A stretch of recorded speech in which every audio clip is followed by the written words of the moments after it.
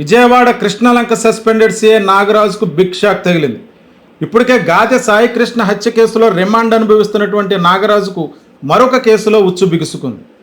అంటే మే 21వ తారీఖున పేరుపోగు క్రాంతి కుమార్ అనేటువంటి దళిత యువకుడు సిఐ నాగరాజు వేధింపుల వల్లే తను ఆత్మహత్య చేసుకుంటున్నానంటూ ఒక సెల్ఫీ సూసైడ్ వీడియో రిలీజ్ చేసి ఆయన గుళికల మందు తాగి బలవన్ మరణానికి పాల్పడ్డారు. ఈ కేసుకు సంబంధించి అప్పటికే సాయికృష్ణ కేసు వెలుగులోకి వచ్చిన తర్వాత పేరుపోగు క్రాంతి కుమార్ బలవన్ మరణానికి సంబంధించినటువంటి అంశం కూడా తెర మీదకి వచ్చింది. కానీ ఈ కేసు విషయాన్ని ఈ కూటమి ప్రభుత్వం కానీ పోలీసులు కానీ అంత సీరియస్గా తీసుకోలేదు. మొదటి నుంచి కూడా సాయికృష్ణ కేసు పైన దృష్టి పెట్టారు తప్ప క్రాంతి కుమార్ కేసును, అంటే అప్పట్లో ఆయన ఆత్మహత్య చేసుకున్నప్పుడే పోలీసులు BNSS 194 ప్రకారం అనుమానాస్పద స్థితిలో మృతి చెందాడన్నట్టుగా ఒక కేసు నమోదు చేసి విడిచిపెట్టారు. అయితే ఎప్పుడైతే ఈ సెల్ఫీ వీడియో దొరికిందో అతని ఫోన్లో, అప్పటి నుంచి కూడా ఈ కేసులో కూడా నాగరాజు ప్రధానంగా ముద్దాయిని చేయాలి, ఆయన అరెస్ట్ చేయాలంటూ అక్కడ ఉన్నటువంటి కొంతమంది దళిత సామాజిక వర్గానికి చెందినటువంటి నేతలు, కొంతమంది ప్రజాస్వామ్యవాదులు నిరసన కార్యక్రమాలు తెలియజేశారు, బాహాటంగానే ధర్నాలు చేశారు.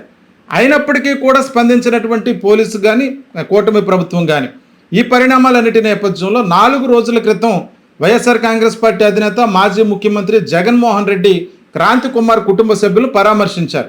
ఆ సమయంలో ఆయన తండ్రి పేరుపోగు వెంకటేశ్వరరావు ఆయన MRPS రాష్ట్ర అధ్యక్షులుగా ఉన్నారు. ఆ కుటుంబ సభ్యులందరితోటి మాట్లాడి వారిని ఓదార్చి వారికి ధైర్యం చెప్పి వైఎస్ఆర్ కాంగ్రెస్ పార్టీ మీ కుటుంబానికి అండగా ఉంటుందని చెప్తూనే అక్కడ ఒక ప్రెస్ మీట్ నిర్వహించారు. ఆ ప్రెస్ మీట్లో కొన్ని విషయాలు మాట్లాడుతూ పేరుపోగు క్రాంతి కుమార్ అనేటువంటి యువకుడు నిండా 40 సంవత్సరాలు లేవు, 2 పిల్లలతో ఉన్నాడు.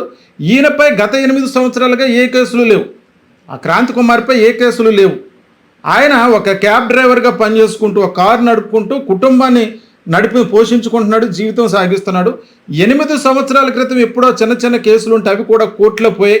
అయినప్పటికీ సరే ఉద్దేశపూర్వకంగా పోలీసులు ఈ సిఐ నాగరాజు ఆయన వారానికి ఒకసారి స్టేషన్కి రావాలని పిలవటం, వేధించడం, ఈ హింస తట్టుకోలేక అతను ఆత్మహత్య చేసుకున్న ఇప్పటి వరకు కూడా కూటమి ప్రభుత్వం కానీ పోలీసులు కానీ ఈ యొక్క వ్యవహారంపై చర్య తీసుకోలేదంటూ జగన్మోహన్ రెడ్డి ప్రెస్ మీట్ నిర్వహించారు. తాము వైఎస్ఆర్ కాంగ్రెస్ పార్టీ తరఫున క్రాంతి కుమార్ కుటుంబ సభ్యులకు న్యాయ సహాయం అందిస్తామని చెప్పి భరోసా ఇచ్చారు. ఈ క్రమంలోనే పోలీసులు ఇమీడియట్గా ఇప్పుడు క్రాంతి కుమార్ కేసుకు సంబంధించి నాగరాజును ప్రధాన ముద్దాయిగా చేస్తూ అందులో ఉన్నటువంటి సెక్షన్లు ఆల్టర్ చేశారు. అంటే 108 BNSS కింద 196, అలాగే SC/ST atrocity of prevention of offenders act కింద మళ్ళీ ఆయన్ని ప్రధాన ముద్దాయిగా చేస్తూ ఆ FIRను అందులో మళ్ళీ కేసులు ఆల్టర్ చేస్తూ నాగరాజుపై మరొక కేసు నమోదు చేశారు. అయితే ఈ కేసుకు సంబంధించి కూడా ఆయన కోర్టుకు హాజరుపరచవలసి ఉంది. అంటే ఎప్పుడైతే జగన్మోహన్ రెడ్డి ఆ కుటుంబ సభ్యులు కలిశారో ఇమీడియట్గా పోలీస్ యాక్షన్ తీసుకున్నారు. అంటే గతంలో అంటే సాయికృష్ణ చనిపోయినప్పుడు సాయికృష్ణ యొక్క తల్లి నా కుమారుడు బూడిద కూడా ఇవ్వట్లేదు, నా కుమారుడు డెడ్ బాడీ మాయం చేసేసారంటూ ఆమె రోధిస్తూ మీడియా వద్ద వాపోయినటువంటి క్రమంలో ఆ కుటుంబాన్ని కూడా జగన్మోహన్ రెడ్డి పరామర్శించారు, ఆమెకు ధైర్యం చెప్పారు. ఇది చాలా ఘోరం, కనీసం బూడిద కానీ అస్థికలు కానీ ఇవ్వకపోవడం దారుణం అంటూ ఆయన ఒక ప్రెస్ మీట్ నిర్వహించినటువంటి నేపథ్యంలో వెంటనే ముఖ్యమంత్రి చంద్రబాబు నాయుడు గారు ఆ విజయలక్ష్మి, సాయికృష్ణ తల్లి అయినటువంటి విజయలక్ష్మిని, కుటుంబ సభ్యులందరినీ కూడా ఆయన వద్దకు పిలిపించుకున్నారు. పూర్తి న్యాయం చేస్తామని చెప్పి హామీ ఇచ్చి ఈ కేసుకు సంబంధించి సిట్ విచారణకు ఆదేశించారు. ప్రస్తుతానికి ఆ విచారణ కొనసాగుతుంది. ఆ కేసులో నాగరాజు రిమాండ్ చేస్తున్నారు. అయితే ఇప్పుడు క్రాంతి కుమార్ కేసుకు సంబంధించి ముందు నుంచి కూడా ఒక దళిత సామాజిక వర్గానికి చెందినటువంటి యువకుడైనా సరే, ముఖ్యంగా క్రాంతి కుమార్ కుటుంబ సభ్యులందరూ కూడా కూటమి పార్టీకే పనిచేశారన్నట్టుగా తెలుస్తుంది. అయినప్పటికీ కూడా వైఎస్ఆర్ కాంగ్రెస్ పార్టీ వాళ్ళకి అండగా నిలబడింది. అంటే సాయికృష్ణ చనిపోయినప్పుడు ఆ కుటుంబ సభ్యుల్ని దగ్గరికి పిలిపించి మాట్లాడుకున్నటువంటి చంద్రబాబు నాయుడు గారు ఇక్కడికి వచ్చేటప్పటికి ఈ దళిత సామాజిక వర్గానికి చెందిన కుటుంబ సభ్యుల విషయంలో ఎందుకు తారతమ్యం చూపించారని చెప్పి చాలామంది రాజకీయ విమర్శకులు ప్రశ్నిస్తున్నటువంటి నేపథ్యంలో ఇప్పుడు తాజాగా జగన్మోహన్ రెడ్డి గారు ఎప్పుడైతే వెళ్ళి ఈ రకంగా ప్రెస్ మీట్ పెట్టారో వెంటనే ఆ సెక్షన్లన్నీ కూడా మార్చి నాగరాజును ముద్దాయిగా చేస్తూ అట్రాసిటీ కేసు పెట్టడం జరిగింది. అంటే దీనికంటే ముందు వారం రోజుల ముందు, అంటే జూలై 1వ తారీఖున రిటైర్డ్ మాజీ IPS PV సునీల్ కుమార్ కూడా పేరుపోగు క్రాంతి కుమార్ కుటుంబాన్ని సందర్శించడం జరిగింది.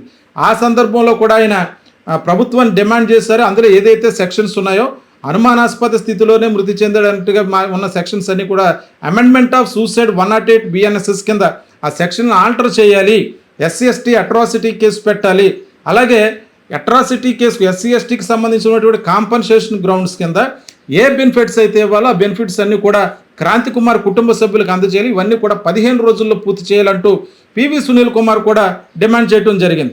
ఆ తర్వాత జగన్మోహన్ రెడ్డి గారు వెళ్ళి ఎప్పుడైతే మేము న్యాయ సహాయం అందిస్తాం, ఈ కుటుంబానికి అండగా నిలబడతామని చెప్పారు, ఇమీడియట్గా పోలీసులు వెంటనే ఎఫ్ఐఆర్ దాఖలు చేయడం జరిగింది. ఈ కేసులో కూడా నాగరాజు నేరస్తుడిగా కోర్టు ముందు ప్రవేశపెట్టబడుతున్నారు.